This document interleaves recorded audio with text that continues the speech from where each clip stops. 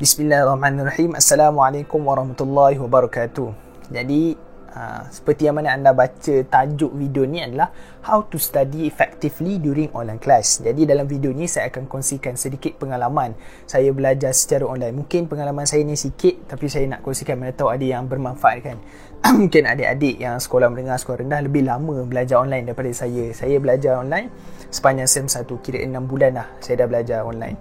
So menekan COVID ni semua benda jadi online kan, belajar online, khusus online. Jadi macam mana kita nak belajar dengan secara efektif, seperti mana kita belajar face to face ataupun secara bersemuka. So saya bahagikan kepada 3, iaitu sebelum daripada pembelajaran atau sesi pembelajaran online, semasa sesi pembelajaran online dan juga selepas sesi pembelajaran online.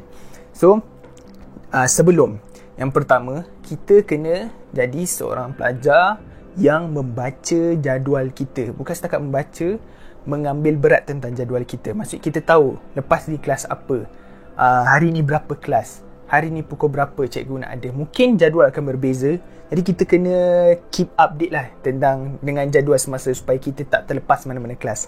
Yang kedua, sebelum kita masuki online class atau belajar online class, seharusnya manakala kita duduk kat rumah, kita kenalah buat jadual kita sendiri supaya kita lebih disiplin dan tidak melakukan perkara-perkara yang tidak bermanfaat kan. Jadi yang kedua adalah buat jadual kita sendiri.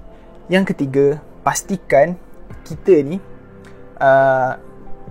pancul ataupun tepati masa untuk masuk kelas online kan. Cuba kita jadikan seolah-olah macam kita pergi kelas bersemuka. Kita tak nak lambat kan. So kita kenalah mandi sebelum masuk kelas, pakai baju yang sesuai supaya kita ni betul-betul bersedia untuk belajar sebelum masuk kelas tu kan. Dan yang terakhir, sediakan buku-buku yang kita nak belajar tu. Macam kita susun jadual, bukan kita lambatkan je kat tepi kan. Kita susun elok-elok nak belajar apa supaya kita ni bersedia. So itulah antara beberapa tips yang saya boleh kongsikan sebelum masuki online class. Seterusnya kita pergi kepada semasa online class tu. Yang pertama sekali, ini pun biasa kita diingatkan, bila kita masuk je link ataupun sesi tu, pastikan mic kita off supaya tak mengganggu kelas sedang berjalan ataupun suasana lah. Takut suasana kita bising, kita mengganggu kelas tu kan.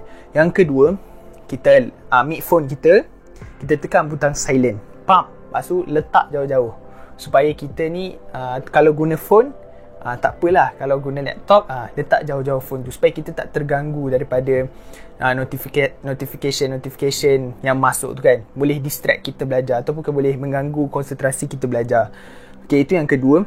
Yang ketiga, tumpukan 100% perhatian, sebab mungkin berbeza tau perhatian yang kita tumpu dalam kelas. Cikgu boleh tegur kita, ni cikgu tak nampak ataupun lecturer tak nampak. Jadi kita sendiri yang kena tumpukan perhatian supaya kita tak tertinggal apa-apa.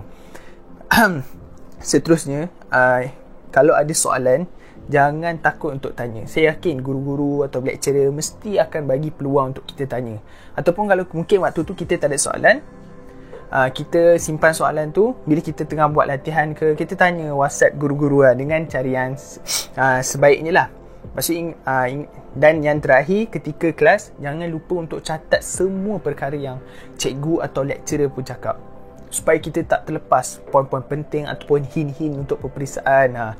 Jadi bila lecturer tanya ataupun kita rujukan untuk bila kita study nanti, sangat mudah.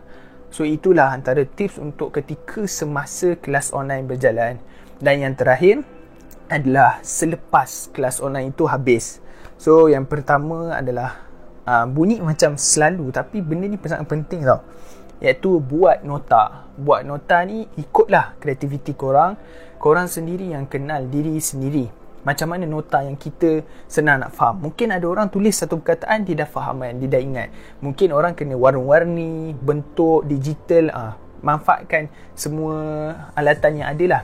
Lepas tu, yang kedua, jangan tangguh kerja atau homework atau assignment yang guru atau lecturer bagi, supaya kita tak adalah puak-puak last minute kan. Buat last minute ni dia takkan sama. Kita akan tak hilang satu rasa kepuasan menghantar kerja tu kan. Kerja sebab kita buat last minute kan. Kita tahu kita boleh buat lebih baik, tapi sebab kita buat last minute. Dan yang ketiga, kita kena sentiasa jaga hubungan kita dengan Allah. yang pentingnya memang kita fokus dalam pelajaran, tapi ingat hubungan kita dengan Allah ni sangat penting, sebab Allah tu adalah pemilik kejayaan. Jadi kalau kita nak sesuatu, kita mesti tanya dengan pemilik kan. Jadi hubungan kita dengan Allah ni kena jaga dengan sebaik mungkin. Kalau kita nak berjaya, kita nak 4 flat, kita nak SPM straight A, kita nak PT3 straight A, kita nak periksa akhir tahun berjaya, kita nak mudah macam-macam kan. Jadi kita kena sentiasa jaga hubungan kita dengan Allah. Bukan setakat dengan manusia, dengan Allah. Dengan Allah tu yang paling penting. Yang dengan manusia pun penting juga.